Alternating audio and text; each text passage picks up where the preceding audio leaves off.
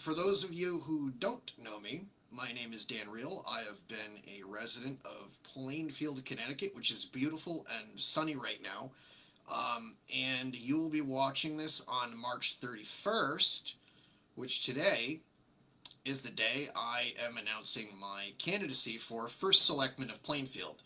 Now, a few cool things about Plainfield. We've had libertarians in office before, and of course, the thing that they always do, because nobody else will do it for you, and Democrats and Republicans rarely do it, is we pay attention to how spending is done, how taxing is done, and, how people are treated.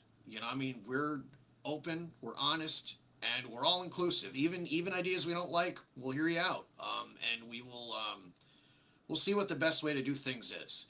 So here's where it's at. We have an administration now, which was actually not better than the one before it. It is worse. There are problems. Those problems have not gotten better, they've gotten worse. Railroad safety, that's kind of an optional thing, at least for the current administration. I actually have a plan to deal with it. And that plan is in statute, and you can use the existing law to actually make the railroad company fix crossings. All I need to do is be the first selectman, write a letter, have the Department of Transportation come out, hold a hearing, and they will stop them from blocking traffic. That's all you got to do. It's easy enough. We still have Interroyal. Everybody who knows Plainfield knows all about Interroyal, which, it's not going anywhere. And it seems to be the most popular thing to have plans for, that is in your next term, if you happen to have held the office of First Selectman. I'd like to change that. It's time to get serious. A problem like that, you can't just say, it's out of my hands, it's too much, I'm not going to try. You get me as a First Selectman, you're going to get someone who's trying at least every other day to do something about it. My plan was to try a glorified tax sale where we would put the Interroyal property in trade publications specializing in those sort of sites. So one or two things are going to happen with that. One is someone's going to buy it, and someone with a plan is going to buy it. Or two, we're going to learn something. We're going to learn what's holding specific buyers back. Now, over the years, it's been kind of popular for candidates and First Selectmen to say, look, I'm going to go get that grant. This grant is going to be used to study Interroyal. Well, Interroyal has been studied for years and years and years. We obviously know what it is. We know it's a brownfield site. Great, let's do something. Let's, grants are not the solution. Grants have never been the solution. They've never worked. They've never helped. They've never moved the ball. It's time to make a move and try something different. So the same thing is true of Kaman and Musip, which, everybody's driven by it. Everybody's probably seen the nicely stacked piles of construction debris and rubble. And the reason that is, and the reason that the current incumbent did not have a plan for Kaman like he said he did, was because Kaman is presently in receivership. So you see, any plan anybody would have right now for Kaman is either lying or they plan on engaging in contempt of court. So you've got to get people to the table to get Kaman out of receivership. That's the only way to move that property.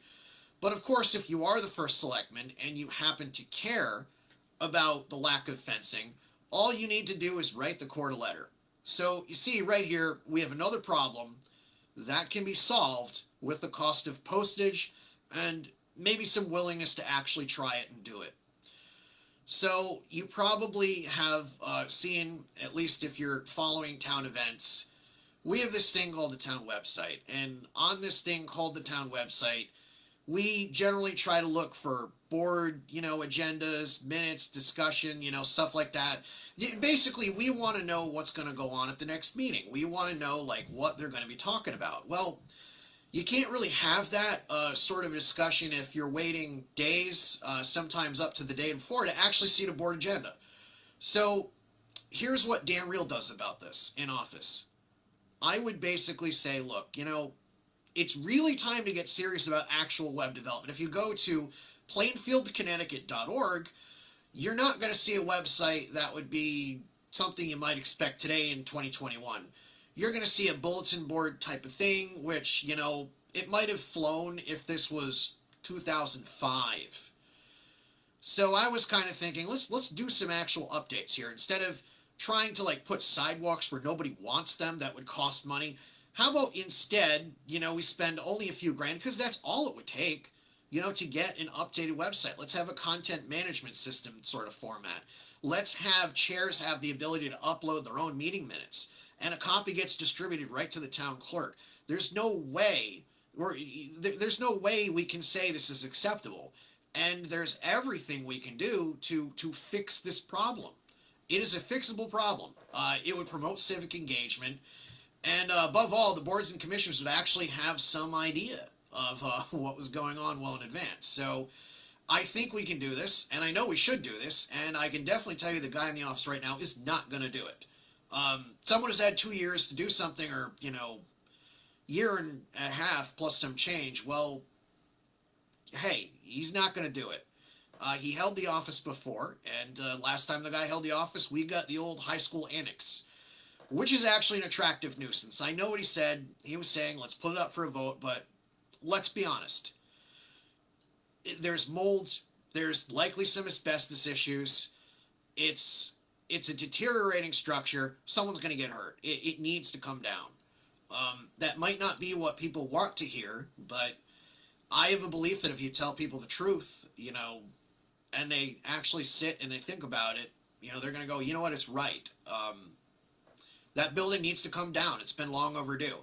And because we've waited around and we've had non-viable plans like the current First Selectman did during his first term, well, A, it didn't turn into a film studio, did it? And B,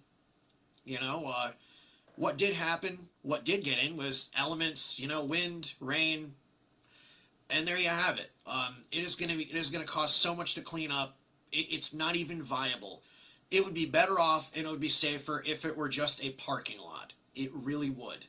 And that's not, that's not to down anybody's potential to do anything. It's just realistically, what are we looking at? Or actually, what are we looking at and how long do we want to look at it? At some point, someone has to say, I'm going to do this. I'm going to take action and it's going to happen. Another thing I would like to see change, this is probably a charter vision thing. Those of you who don't know, I did chair a charter vision commission, and that ended abruptly when the first selectman did not like actually having to deal with opposing opinions that other people had. The bottom line is, the way I deal with things is I want to hear the idea and I want it to be considered, because good, bad, and different, I could be wrong. What you have is a first selectman who doesn't do that. He does not like that process.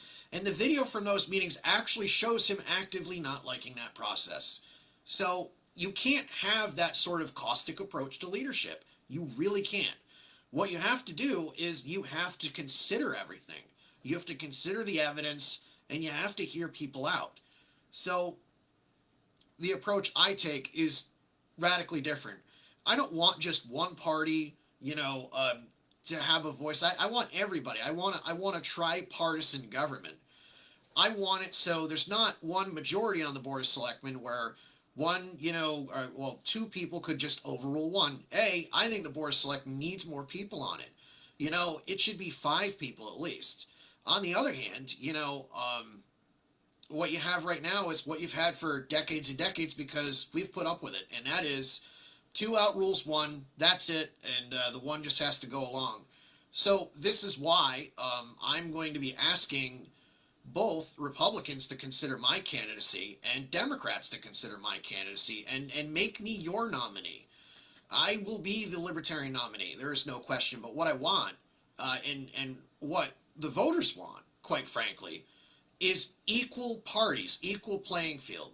That's why what I'd like to do, and there's every argument, in favor of the Democrats and Republicans doing this, is I would like them to nominate someone for Board of Selectmen, each of them, and we will campaign as a tripartisan ticket. The bottom line is the type of division we've seen. It's got to end. It's unfortunately national and top down, and there isn't a whole lot we in Plainfield can do about it, except lead by example, except show that there's a better way to do things. I believe in ideas. I believe that ideas, you should test them. You should kick the tires. You should see if they're worthy.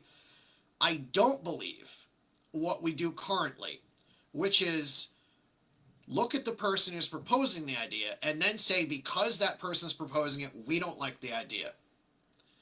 That's wrong. And it's led to far too many divisions, far too many conflicts that, quite frankly, after we fight them all out, we didn't need it. We could have done without it.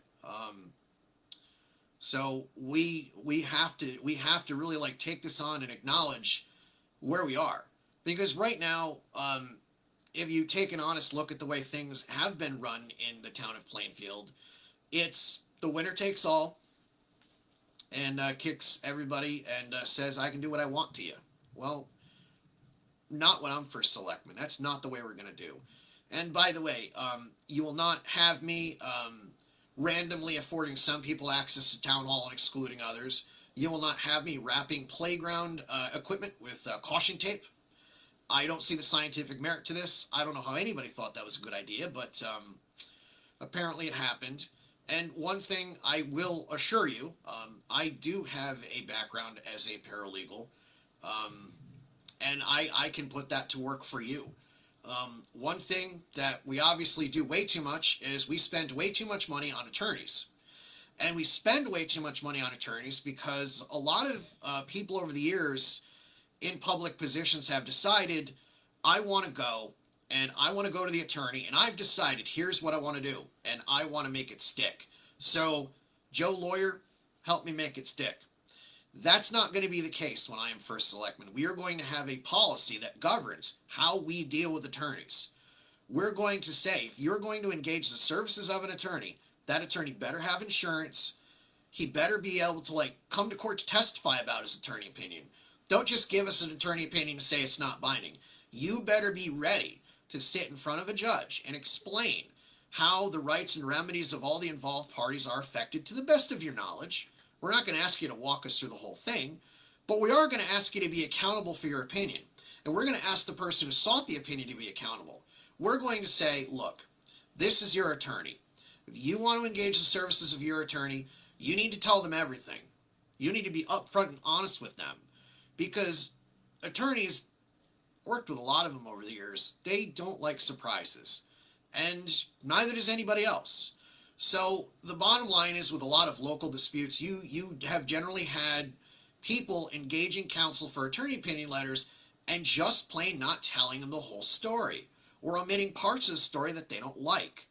Unfortunately, we presently have that problem right now, and I have never seen it that bad. So the bottom line is, that's got to end, and it's going to end. And it has to end, because the taxpayers are tired of it, and it's not fair to anybody. Not even and especially the person who is using the attorney services themselves. The bottom line is, we can do things. We can do things transparently, and we will when I am elected. The bottom line is, there are tough calls, there are tough decisions. Some people don't like them. Other people, approve of them. But the process has to be such that everybody sees how everything works. We don't have that right now. We basically have one guy, and this has unfortunately, been the case in the past too. The current administration is not alone.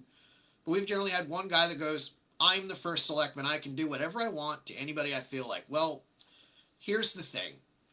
The first selectman, that is a position of trust. That is a custodian type of function.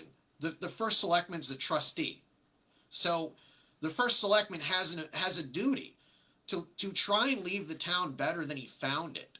He has an obligation to make sure that everybody can be part of this thing called self-government.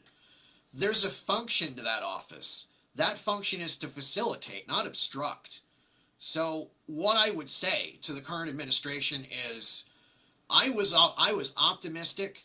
I was ready, willing, able, and actively participating and trying to work with it.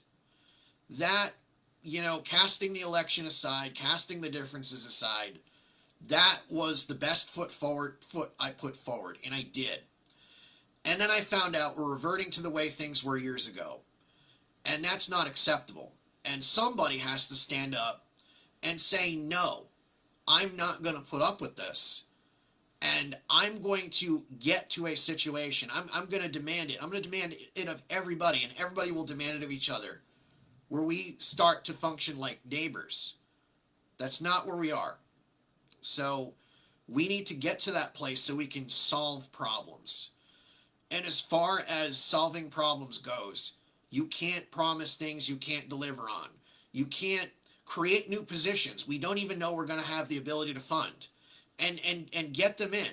You can't get these things in motion that, nobody knows how they're going to pay for, or that they don't even need. So the role of the First Selectman is, above all, transparency and honesty as far as what can be promised and what can be delivered. You can say you can try. I'm actually going to try on railroad safety, and I know the legal process how to do it. I'm actually going to try on Interroyal. I know the process, how to do it. I'm familiar with how tax sales work, and I have a few other tools at my disposal that no other administration has. I'm going to try with Command. I can. I know how to do that.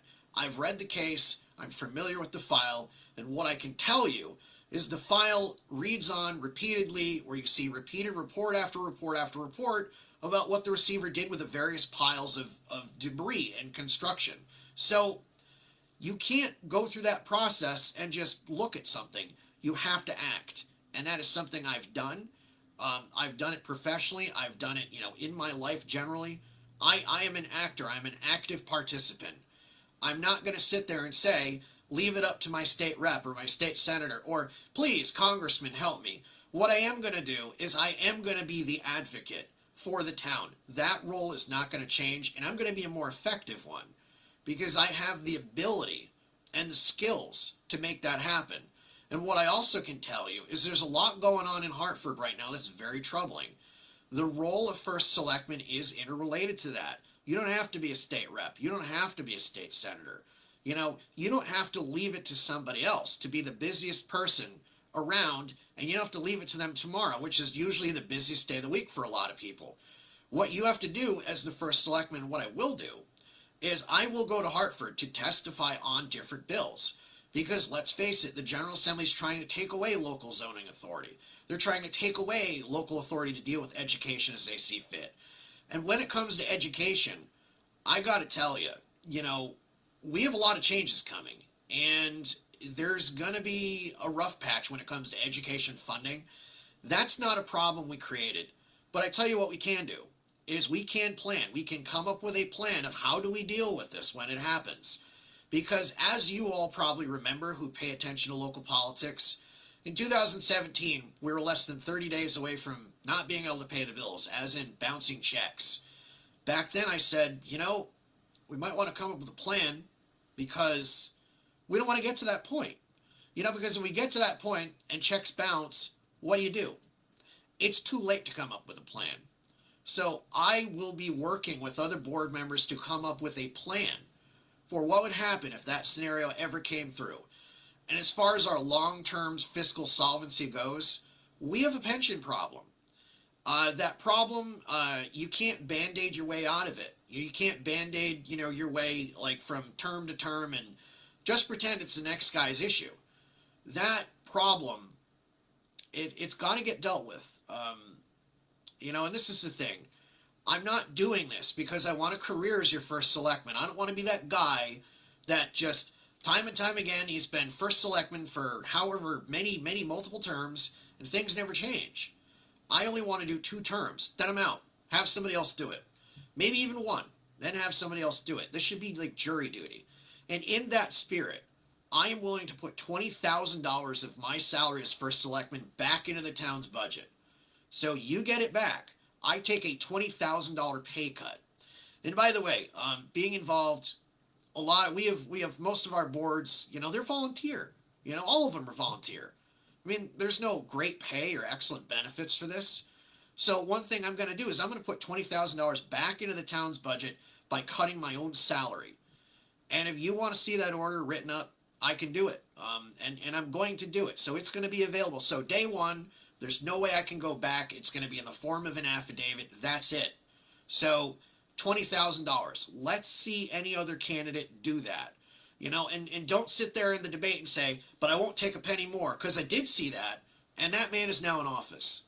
And what do we have to show for it? This is where you seriously have to take a look around and say, what do we have to show for what we have? The bottom line is, we've got things that have been sold to us, and they're not what we bought. They're not what people thought they would be. And what I have to do, because I care about this town, and you care about this town too, is we have to say, enough. We're not going to do things the same way we've always done them. And quite frankly, that's where we are. We cannot grant application our way to prosperity. We cannot line item transfer our way to fiscal responsibility. The bottom line is, the town of Plainfield is its people. All of them need to be in this. All of them need to participate with each other. All of them have to have input. All of them are better than any one of us. And we can figure something out if we all put our heads together. But if we're going to break down into factions like the major parties have at the top level, we're not going to be able to do right by our fellow man here. We're not going to be able to treat our neighbor with the respect he deserves. So what I would tell you, what I would ask you, is to help yourself. Support me. If you're in the Republicans or Democrats, please tell them. Nominate Dan Reel and choose your candidate to campaign with him, not against him. And I think we can set that model straight. And libertarians have shown in local office that they can do the job. And then they are attentive, and they are conscientious, and they are working to save you money and make government more efficient. So when you vote Dan Reel, you don't have these problems that can be solved for the price of postage anymore. You've fixed them, or you've at least started the process of actually fixing them. So I'm Dan Reel. I do need your vote. I do need your support. I do need you to tell your friends and neighbors. I will be seeing you around door to door, and I will help you make Plainfield the best it can be. So thank you. Thank you for sitting through this and listening to this message. And if you have any questions, please just reach out. Emails headlinecopy@gmail.com. Obviously, if you're seeing this on Facebook or YouTube, I mean, I'm an easy guy to find. So hope you're doing well, and let's do something awesome. I'm looking forward to it, and I will see you out there on the campaign trail.